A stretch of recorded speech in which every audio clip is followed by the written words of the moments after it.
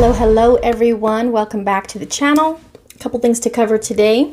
First of all, the part one of Zack Snyder's episode on, well, it's not his episode, but the episode he appears on of Pizza Film School, which is the Russo brothers podcast. It's on YouTube. Part one, they had Zack Snyder as a guest. And I remember mentioning it in a video not too long ago that Zack had announced he was going to be on, this season of their podcast. It's a video podcast, so you can actually, watch them and everything. It's not only audio, so it's pretty cool. You can watch them sit down and have a chat. It's on YouTube. I will share the link. There is going to be part two. I don't know when it's going to be released. Part one came out yesterday, which was Tuesday at the time of making this video. So I don't know if part two is going to follow directly after, next week, or if they're going to have a different episode premiere. I'm not sure. But part one is out, and I recommend watching it, especially if you like to watch Zack's interviews and hear him talk about his filmmaking and his experience, or, his movies, anything like that. The whole premise is talking about they'll ask him things about his process, or how do you do this? How do you get through this process? What do you do to achieve this certain thing? And they were focusing a lot of their conversation around Zack Snyder's Justice League, but of course, the conversation also involved other movies because of the questions, or because of, the direction that the conversation went, depending on what they were talking about. And it was just really interesting, and it was very cool. I appreciated so much the Russo brothers' appreciation for Zack. I appreciated their appreciation for him, because they just out the gate were very complimentary of him and his work. I appreciate, since they're in the same industry, but they're from competing, obviously, franchises, but they're very, they admire each other's work, and I know on the surface there's this, competition between DC and Marvel, but really it's just, when you watch this interview, you realize that that's not really the way it needs to be, and it's mostly a fan thing that becomes, that's why that happens. And I mean, I guess you could say because of, corporate heads as well. But for the people actually creating these movies, it was nice to see them have this cool, respectable conversation. Zach kind of went into his background about, painting and art school and working on Dawn of the Dead and filming commercials and all of that. He kind of, talked a lot about his background and, the kind of experience that led up to directing movies. He talked about BVS here and there, and of course brought up the studio, and there was a part kind of towards the end, in the later half, where it came up, the topic about, since Zack and Chris Terrio were working on Justice League before BVS was done, but since they knew that BVS was going to lead to Justice League, they kind of had to make sure that one served the other, and so they kind of had to work on something simultaneously to make sure it made sense. He talked about kind of that very first script that they wrote together, and he's talked about it before, which is where we learned about, that's how we learned about some of the things that he had initially had in mind, and that, never came to fruition. But he mentioned, of course, that after BVS came out, the studio was like, we want a funnier movie, which we all know how all of that happened. And Zack mentioned that's when they had to kind of go back, take a look at the script and go through and kind of add some levity to it.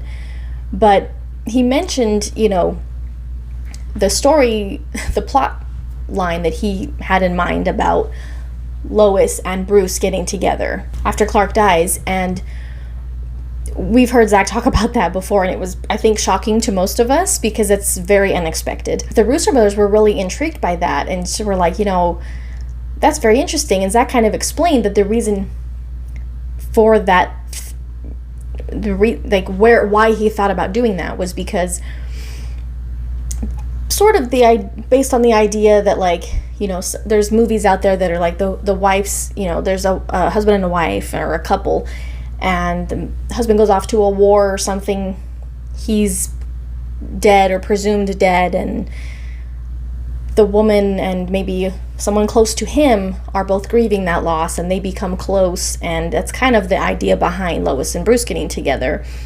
And he was very interested, he was intrigued by that idea, and which makes sense because in a real, like, you know, Zack Snyder's DC universe is very based on if this happened in the real world, right?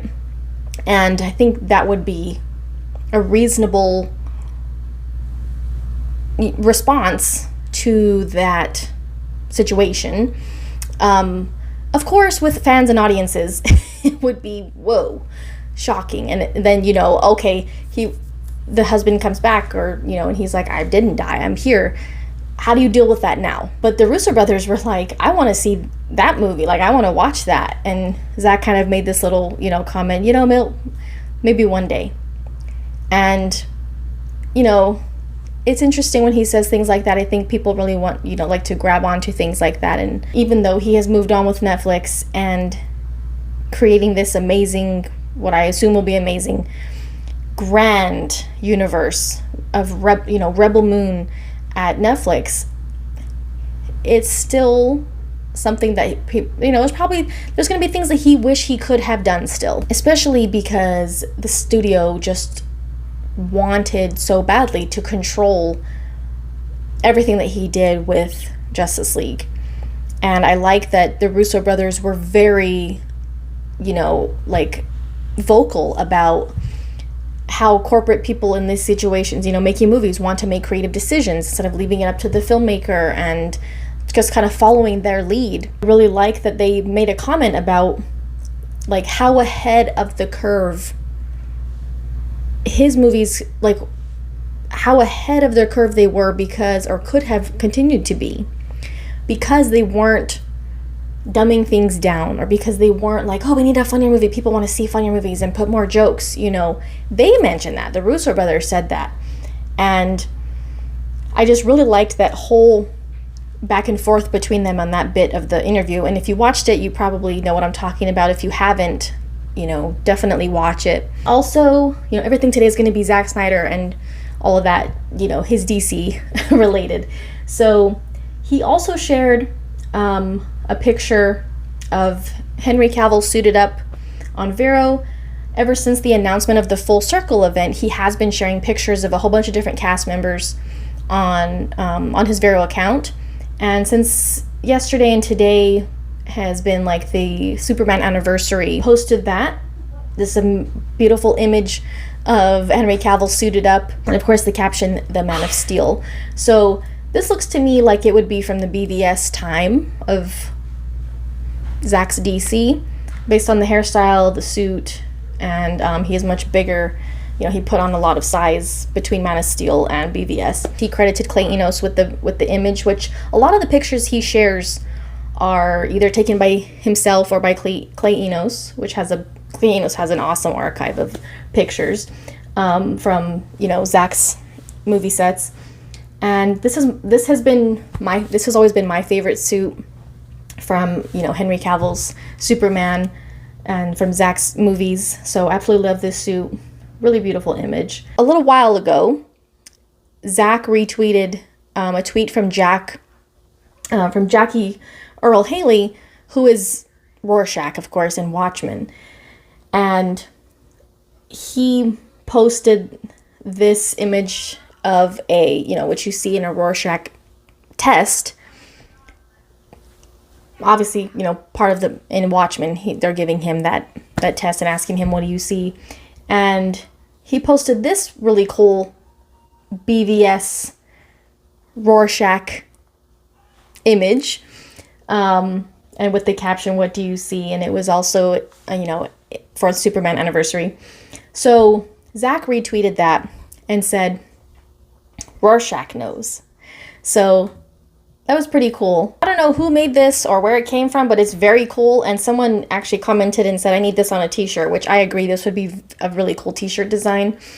So someone make that happen. If you missed any of the recent videos regarding the Full Circle event, there were something, you know, I shared up a video to share the details about a giveaway for the AFSP fundraiser. Also the shirt that is available for purchase as part of the AFSP fundraiser as well.